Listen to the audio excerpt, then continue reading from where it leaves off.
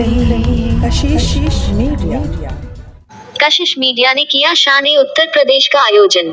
पत्रकार मिलन के इस कार्यक्रम में देश व प्रदेश के पत्रकार हुए शामिल।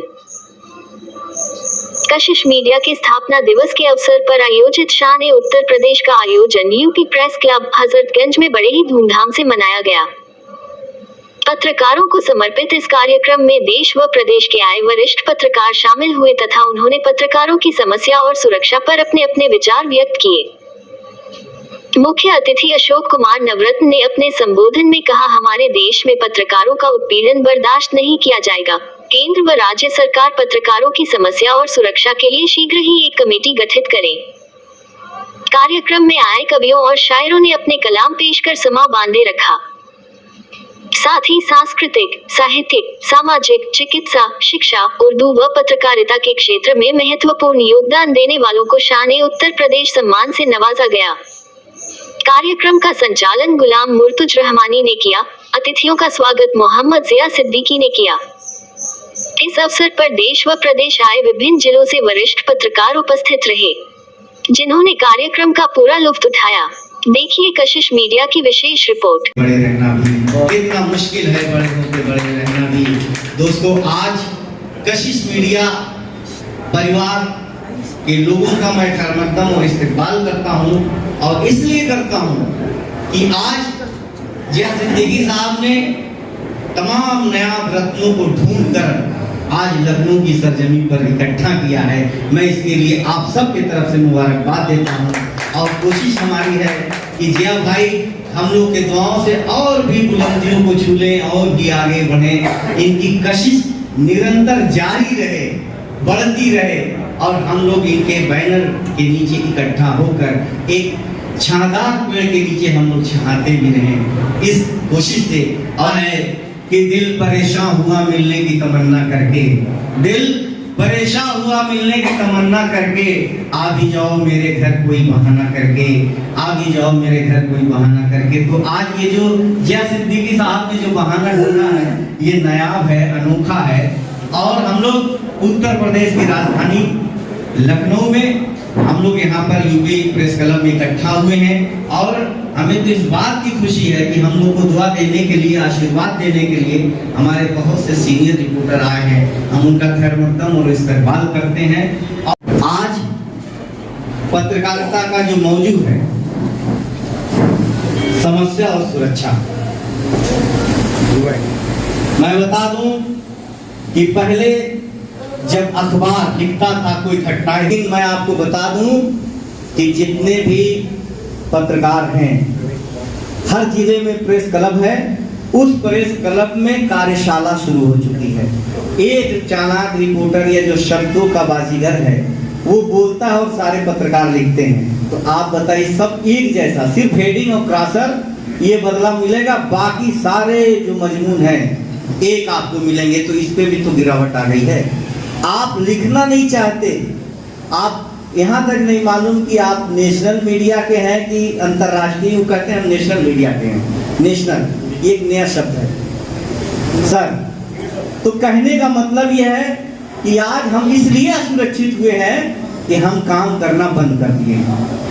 हम इसलिए अविश्वसनीय हो चुके हैं कि काम करना बंद कर दिए हैं। इसलिए हमारे पे विश्वास खत्म हो चुका है कि किसी के घर पहले कोई घटना होती थी, सारे अखबार के लोग उसके घर पर पहुंचते थे और अपने तरीके से रिपोर्ट निकालते थे। जब सुबह कोई पढ़ता था तो आंसू बहते रहे, आंख से नम हो जाया करती थी। ऐसे ऐसे समीक्षात्मक खबरें आया करती थी। लेकिन आज बड़े से बड़े घटनाएं होती हैं, कुछ भी नहीं रहता। एक आम सरसरी तौर पे, एक मामूली घटना के तौर पे लिख दिया जाता है, वही आपकी खबर हो गई। लेकिन पहले किसी गरीब के साथ अत्याचार हुआ करता था, कोई एक्सीडेंट हुआ होता था, या कोई गोली का शिकार हो जाया करता था, तो अखबार उनके घर की इतनी समस्याएं निकालती थी कि लोग मदद के लिए पहुंचते थे। पत्र उन्हीं को छाप रहा है जो उनको सुविधाएं मुहैया करा रहा है। तो संकट बढ़ेगा। में थक गए, हम इसको नहीं मानते। इसलिए नहीं मानते, जो समाज का आदमी है, जो सामाजिक होता है, जो पत्रकार होता है, जो समाज में काम करने वाला होता है, वो थकता नहीं है। जब आप ये माइक पे आके कह देंगे मैं लंबा सफर करके आया हूँ, थक गया हूँ, तो जो सुबह से आपका इंतजार कर रहा होगा वो कितना थक गया होगा, तो टूट जाएगा। इसलिए बिखरने से अच्छा है कि आप अपने आप को संभाल कर लोगों को संभाल लीजिए, यही आपकी कला है। दोस्तों, आज तो निश्चित तौर पे ये जो कशिश मीडिया की अपनी कोशिश है, अपना प्रयास है, निश्चित तौर पे हम लोग सुरक्षित भी रहेंगे और समस्या से निजात भी पा जाएंगे।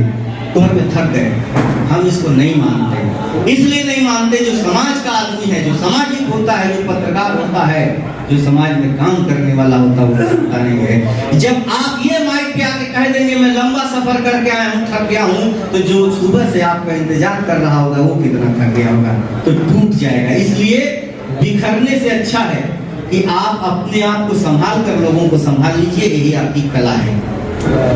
दोस्तों, आज तो निश्चित तौर पे ये जो कशिश मीडिया की अपनी कोशिश है, अपना प्रयास है, निश्चित तौर पे हम लोग सुरक्षित भी रहेंगे और समस्या से निजात भी पा जाएंगे। तुम मिलेंगे तो इस पे भी तो गिरावट आ गई है। आप लिखना नहीं चाहते, आप यहाँ तक नहीं मालूम कि आप नेशनल मीडिया के हैं कि अंतर्राष्ट्रीय, कहते हैं हम नेशनल मीडिया के हैं। कशिश मीडिया के ज़ेरे एहतमाम शान उत्तर प्रदेश पत्रकार मिलन और सम्मान समारोह में इस बहाने के साथ हम लोगों ने मिलने का बहाना ढूंढा है। किसी ने कहा है कि दिल परेशान हुआ मिलने की तमन्ना करके, दिल परेशान हुआ मिलने की तमन्ना करके, आ भी जाओ मेरे घर कोई बहाना करके, आ भी जाओ मेरे घर कोई बहाना करके। तो आज ये जो या सिद्दीकी साहब ने जो बहाना ढूंढा है, ये नायाब है, अनोखा है। और हम लोग उत्तर प्रदेश की राजधानी लखनऊ में, हम लोग यहाँ पर यूपी प्रेस क्लब में इनके साथ हमेशा रहता हूँ। जब आते हैं तो हम जुड़ जाते हैं, बाकी कभी अखबार करा है।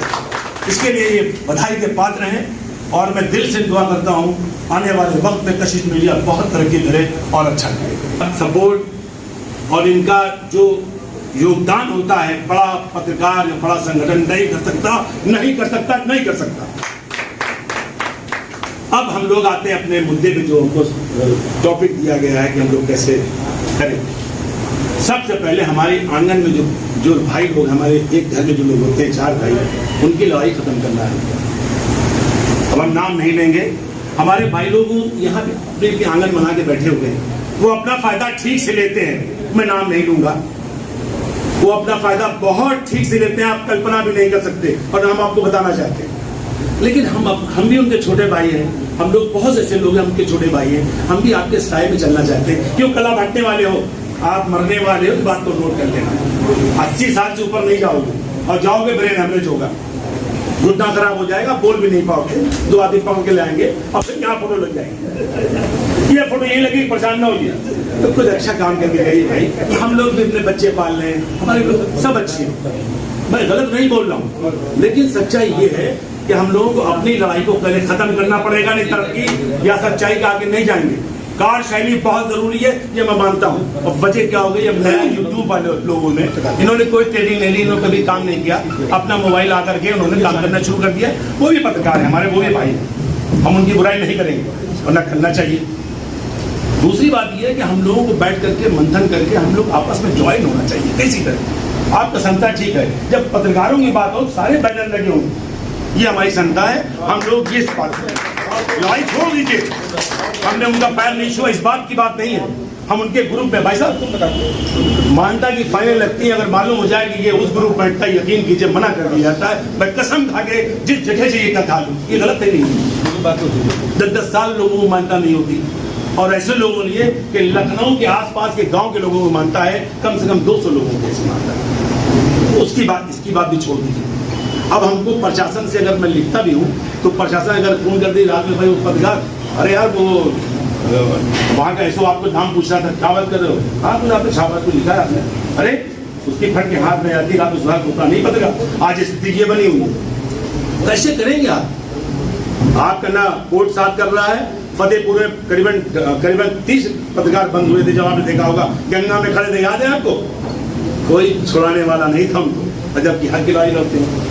तो हम लोग जब जुटेंगे नहीं, हाँ ठीक है, वो आपका नेता कहता है ठीक है चलने दी सर, ठीक है ऐसा ही है, फर्जी है, फर्जी वर्ड तो ऐसे ही बोल देते हैं, क्या बताएं आपको, नहीं ठीक नहीं है। हम लोग अपने भाइयों को राजी करना है, ये बहुत बड़ी है, ये पुल है, जो भाई हम आपके भाई हैं, आपको इलेक्शन लड़ाते हैं, आपके साथ रहते हैं, आपकी हर चीज रहते हैं, और यही लखनऊ नहीं, अरे स्थिति और बड़ी खराब है, जब कौशाम्बी जाइए, गाँव जाइए, प्रतापगढ़ अंदर जाइएगा और बुरी स्थिति है, और यहाँ भी लोग पत्रकार बगैर इलाज के मरते हैं भाई साहब। अब हम कहेंगे नहीं इस जज्बान से, चंदा देना पड़ता है तब उनकी कफन का इंतजाम नहीं होता।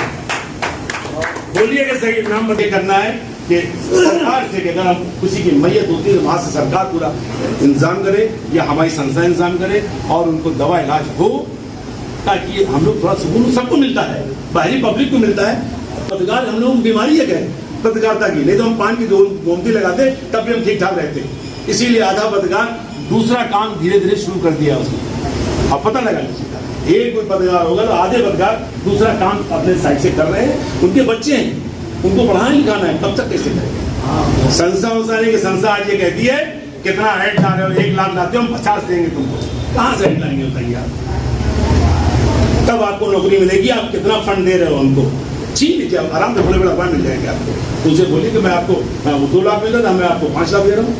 तो मैं ये कहना चाहता हूँ सभी से, हम सब भाई हैं, जब तक आप फिर से ये नहीं कहेंगे हम भाई हैं, अब तक मज़ा नहीं आएगा और हम कोई लड़ाई लड़ नहीं सकते। मैं हाथ जोड़ कर कहता हूँ, कोशिश कीजिए अपने आंगन की लड़ाई को खत्म कीजिए। जब तक आंगन की लड़ाई खत्म नहीं होगी हम एक कदम आगे नहीं चल सकते, क्योंकि इलेक्शन तो लड़ा जाता है उसी तरीके से, और आपकी सरकार क्या कर रही है आप सब जानते हो, कहने की आवश्यकता नहीं है। हम लोग अकेले पड़ गए मैदान में, समझिए। देखिए हम कहते हैं मैदान में इकट्ठे हो जाओ, खाली भर से खड़े रहो, कुछ ना करो, आप काली पट्टी बांधो, कुछ ना करो, तब आपसे पूछा जाएगा क्या प्रॉब्लम है भैया। हम तैयार नहीं है ना, हम तो अपने बड़े नेताओं को देखते हैं कि सवारी से निकल गए, हाँ 2 गार्ड उनके साथ इतना दे दिए, वो जितने मंत्री हैं या जितने प्रशासन उनसे बात कर लेते हैं, वो हमारे भूख का अंदाजा उनको नहीं होता है। इतनी सी बात है, इसी शब्दों के साथ मैंने आपको वक्त दिया, बहुत बहुत धन्यवाद, नमस्कार। हमारा भी है, हमें 4 पैसे नहीं मिलेंगे, बच्चा भूखा मरेगा, अच्छे स्कूल में नहीं पढ़ा पाएंगे तो ईमानदारी नहीं कर पाएंगे। तो ईमानदार पत्रकारों को, सरकारों को प्रोत्साहन देना बहुत जरूरी है, ताकि मीडिया की जो छवि अपनी मेहनत से, ईमानदारी से, मजबूती से अपना काम ईमानदारी से करते हैं, तो देखिए कितना नूर है इनके चेहरे। आप अच्छा काम करेंगे, खुदा आपका चेहरा भी वैसे ही बना देगा।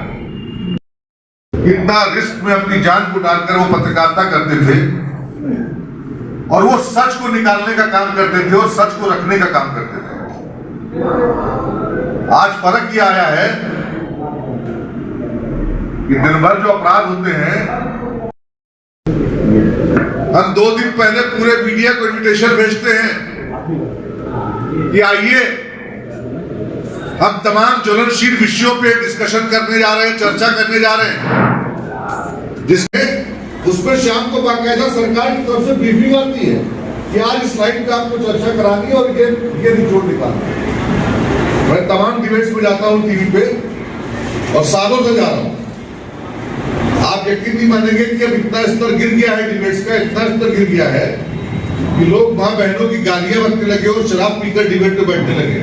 मैंने कई चैनल्स पर जाना छोड़ दिया, क्योंकि वो सच नहीं दिखाना चाहते, वो दिखाना चाहते हैं जो वो चाहते हैं। और पत्रकारिता एक ऐसा क्षेत्र है, एक ऐसा विजन है कि आप समाज को बदल देते हैं। आप अपनी कलम से पूरे समाज में आग लगा सकते हो और पूरे समाज की आग को ठंडा कर सकते हो, पूरे समाज को डेवलप कर सकते हो। ये बहुत जिम्मेदारी का काम है, कोई छोटा मोटा काम नहीं है। लेकिन दोस्तों, मैं फिर कहूंगा, आप सब अच्छे पत्रकार हैं, अच्छे रिपोर्टर्स हैं, और आपके स्तर को बहुत गिराया जा रहा है, आपको कमजोर किया जा रहा है। और मजबूरियां भी हैं, परिवार आपका भी है, परिवार हमारा भी है। हमें 4 पैसे नहीं मिलेंगे, बच्चा भूखा मरेगा, अच्छे स्कूल में नहीं पढ़ा पाएंगे तो ईमानदारी नहीं कर पाएंगे। तो ईमानदार पत्रकारों को, सरकारों को प्रोत्साहन देना बहुत जरूरी है, ताकि मीडिया की जो छवि है, मीडिया की जो ईमानदारी हो, बची रहे। अच्छे पत्रकारों को, समाज को भी सम्मानित करने की जिम्मेदारी है। सरकार पे डिपेंड क्यों रहते हैं? आसिफ भाई एक कारपोरेटर हमारे यहाँ रहे, बहुत सीनियर है हम लोगों से।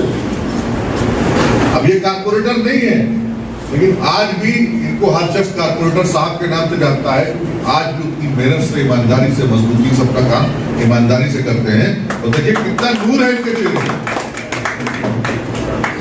आप अच्छा काम करेंगे, खुदा आपका चेहरा भी वैसे ही बना देगा। बुरा काम करेंगे, चेहरा भी वैसे ही बना देगा। बहुत से पत्रकार टीवी पे आते हैं, उनको देखने का मन नहीं करता है, और बहुत से आते हैं जिनको देखने के लिए, लोग सुनने के लिए रात में टीवी पे टाइम पे बैठे रहते हैं कि आज इनको सुनना है, आज रवीश कुमार को सुनना है, आज इनको सुनना है।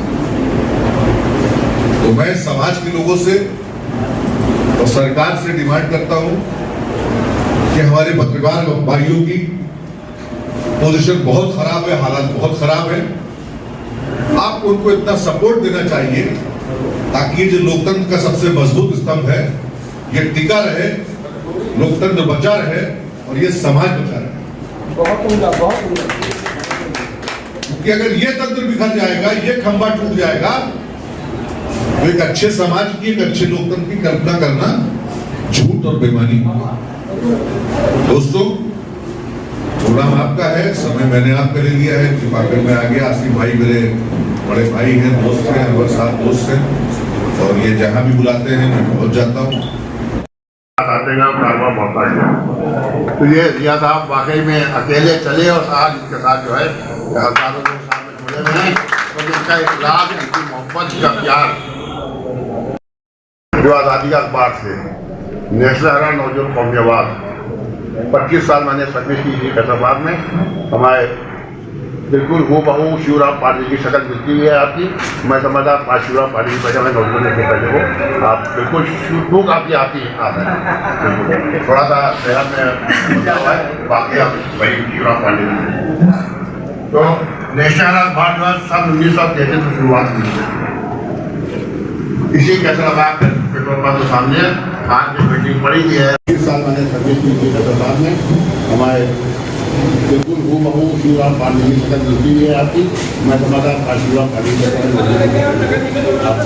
बिल्कुल आपकी आती है, थोड़ा सा सेहत में बाकी आप वही शिवराम पाटिल। तो नेशनल अखबार जो है सन 1933 में शुरुआत हुई है। इसी फैसलाबाद पेट्रोल पंप के सामने आज भी बिल्डिंग पड़ी हुई है, दूरी बनी पड़ी है। और उसके बाद जो इंदिरा गांधी का जो आई हॉस्पिटल इसमें आ गया था विश्राम प्रताप सिंह जो पीछे पीछे घोड़े दौड़ रहे थे, आगे पीछे आवाज़ आ रही रही साहब की, हमें चंगा नजर आ रहा था, पत्रकार है ये लोग। तो ऐसे मजिस्ट्रेट ढूंढते थे। आज न वो मजिस्ट्रेट है, न वो अधिकारी है, न वो पत्रकार बचे हैं। हमने पढ़ा था अखबार को, वो मैंने पूरी हेडर की वो पढ़ी। हमारे चेलावती राव जी नेशनल हेराल्ड अखबार के संपादक हुआ करते थे। पंडित जवाहरलाल नेहरू जी खुद जाके यहाँ हेराल्ड हाउस में बैठते थे, लिखते थे बैठते।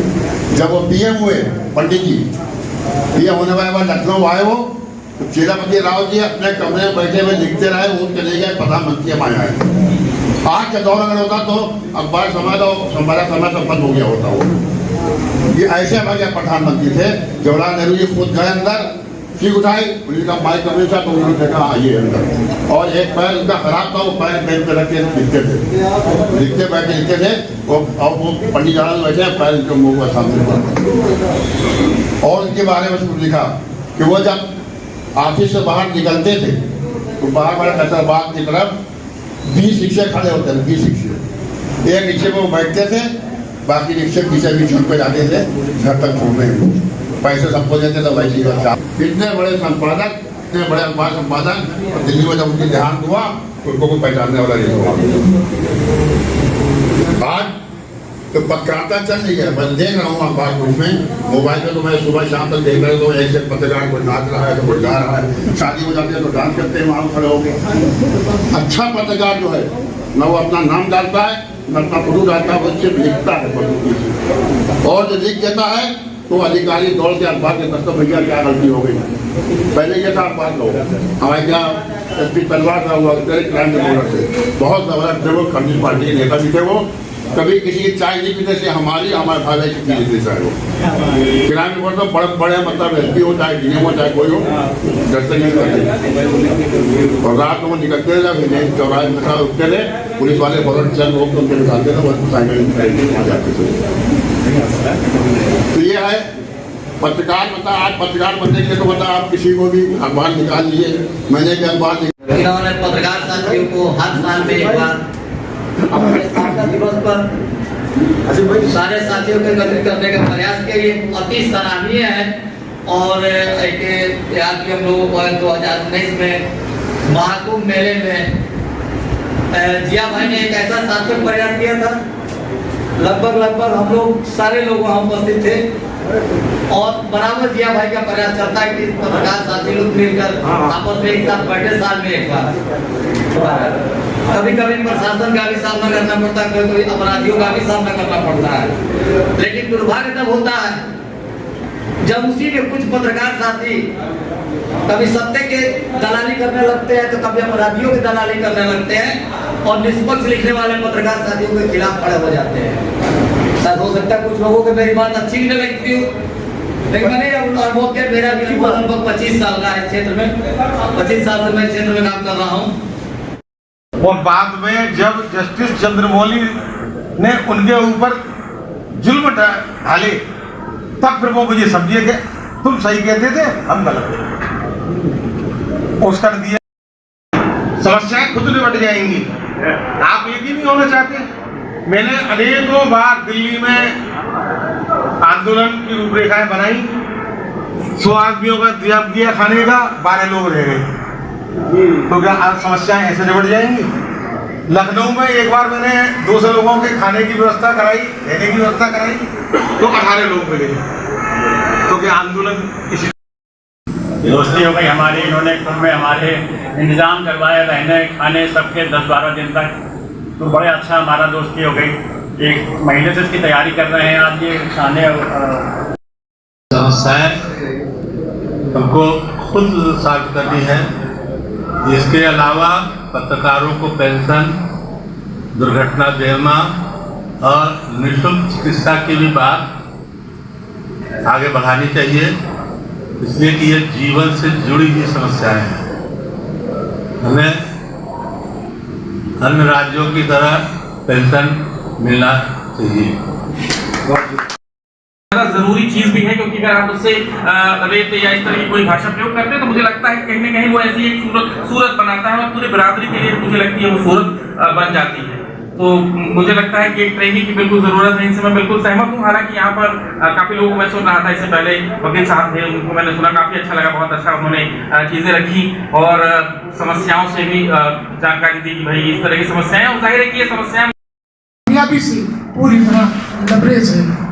राइट्स पर बैठे हुए तमाम हमारे मुअज़्ज़िज़ मेहमान, शेखर पंडित साहब भी हमारे साथ सामने बैठे हुए हैं और आसिफ जाफरी साहब भी बैठे हुए हैं और शहरियार साहब भी बैठे हुए हैं और बड़ा ही अच्छा ये प्रोग्राम पढ़ाया जा रहा है। जिस तरह से हम इसकी हश्र होते देख रहे हैं, आज से 20 साल पहले ऐसा कुछ भी नहीं था। और एक वक्त जब मैंने शुरुआत की थी पत्रकारिता की, उस वक्त संसाधनों की कमी थी, ना तो स्मार्ट मोबाइल फोन हुआ करते थे, पेजर बहुत बाद में आया। शॉर्ट है, पहली बार मोबाइल से एक तस्वीर शाया हुई थी, वहां से निकलने वाला एक मशहूर और मारूफ अंग्रेजी का अखबार द गैजेट, वहां से शुरुआत हुई थी। और आज जिस तरह से टेक्नोलॉजी एडवांस हुई है, तमाम तरह के इंफ्रास्ट्रक्चर डेवलप हुए हैं, तो मोबाइल से जो लोग बड़े बड़े कैमरे हमारे कांधे पर रखे हुए, मैंने भी की है उन कैमरों से फोटोग्राफी और वीडियोग्राफी की है। उस वक्त में जब रूहानी चैनल उर्दू में निकला करता था लखनऊ से और सिटी न्यूज जैसे हुआ करते थे, और PD 9000 कितना बड़ा कैमरा कंधे पर रख के सबसे बात रखूंगा कि जर्नलिज्म आज कहाँ है और कहाँ पर खड़ा हुआ है, हम इसकी बात करेंगे। एक लफ्ज बार बार आता है, छोटा और बड़ा, बहुत बार मैं सुनता हूँ। मैं सिंधु टाइम्स हिंदी डेली का सह संपादक हूँ, सब एडिटर हूँ, और अक्सर मैं ऐसी बातें सुनता हूँ कि ये छोटा और ये बड़ा, ये दीवार आखिर खड़ी किसने की है। एक सहाफ़ी जो होता है ना छोटा होता है ना बड़ा होता है, जज्बा उसका उतना ही होता है जितना, सिर्फ फर्क एक बैनर का होगा कि वो हिंदुस्तान से है, वो टाइम्स ऑफ इंडिया से है, वो फला से है, वो फला से है, लेकिन जो चाहे ठेला बावर्ची ये लोग पत्रकार बन जाते हैं, नामानिगार बन जाते हैं। हमारे वहाँ बाकायदा 2 साल का कोर्स होता है और रेगुलर उसकी क्लास चलती है, उसके बाकायदा एग्ज़ाम होते हैं, उसके बाद उनको डिग्री दी जाती है। और इलाहाबाद में 90 से लेकर 96 तक काम किया, उसके बाद ये बंद हो गया। उस्मान साहब हमारे टीचर हुआ करते थे और मैं इलाहाबाद यूनिवर्सिटी में 16 साल की उम्र में गया था और उसी साल से मैं वहाँ पत्रकारिता शुरू कर दिया था। 5 साल करने के बाद बंद हो गया, फिर एक्सपीरियंस में हट गया। और अगर सो गए कलम के सिपाही तो चमन के सिपाही चमन बेच देंगे, लेकिन ये कलम के सिपाही जिंदा रहेंगे। लेकिन आज का दौर ऐसा है, चमन के सिपाही तो तलवा चाट हो गए, तलवा चाट रहे नेताओं के, लाइन लगाए हुए तलवा चाटने के लिए। और जहाँ जाओ देखो ये अपनी अलग से डीलिंग करते हैं और न्यूज़ निकालने के लिए अलग से डीलिंग सारी होती है। लेकिन हम लोग पर उसके जो ईमानदार लोग हैं उनका साथ देना चाहिए और उनकी इज्जत के बीच में सम्मानित हो रहे हैं। आज ये धरती सार्थक हो गई है कि कशिश मीडिया की तरफ से एक ऐसे महान विभूतियों का और ऐसे महान विभूति का हम लोग सम्मान कर रहे हैं जो अपने आप में पत्रकारीय जीवन जीने वाला ये अशोक कुमार नवरत्न जी को हम लोग सम्मानित कर रहे हैं। तालियों के साथ वेलकम करें।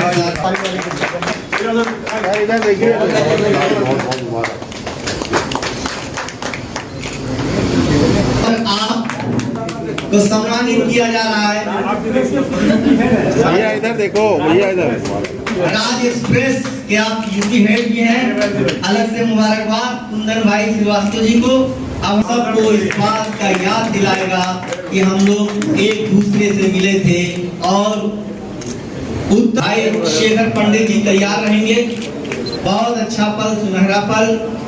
और हमारे बस ज्यादा नहीं मेहनत करना है, थोड़ी सी है। अब हमारे बीच में संदीप तिवारी जी अगर मेरी आवाज सुन रहे हैं तो बड़ा मेहरबानी। आसिफ जाफरी साहब, एहसान आसिफ जाफरी साहब, उनका सम्मान हो रहा है। मैं चाहूंगा कि और तालियों की गड़गड़ाहट से आप उनका वेलकम करें, स्वागत सम्मान करें।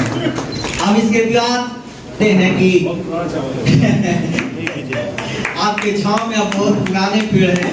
आतियार खान साहब को सम्मानित करते हुए आज कितना अच्छा लग रहा, खुशनुमा माहौल है, अच्छे वातावरण में। अब हमारे बीच में नयाब अली लखनवी, हम लोगों को दुआओं से नवाजिएगा।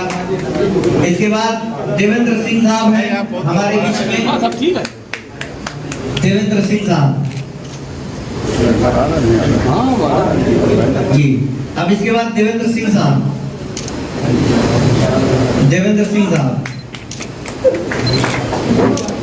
नागेंद्र सिंह साहब, नरेंद्र त्रिपाठी भाई इधर देखिए इधर। इसके बाद पवन उपाध्याय जी, असद कुरैशी।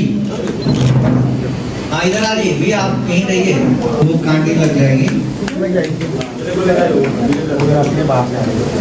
इसके बाद सर इधर देख लीजिए सर। अबरार अहमद साहब कहाँ हैं? अच्छा सर इधर देख लिए सर, आप बीच में आइए, इधर देखिए। सम्मानित करते हुए सर बीच में आइए, इधर आइए। हाँ जी, फोटो तो आएंगे। अरे तो बीच में रख लो ना, जो सम्मान हो रहे हैं वो उल्टा हो जाएगा।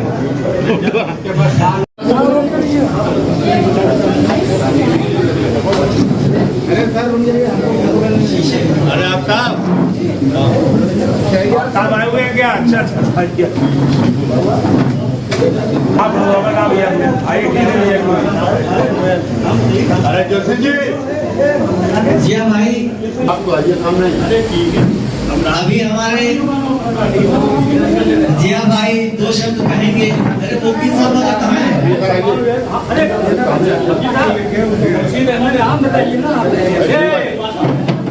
ये शिबू नहीं, पूरा नाम लिखिए। सलाउद्दीन शिबू एडवोकेट जी। सलाहुद्दीन,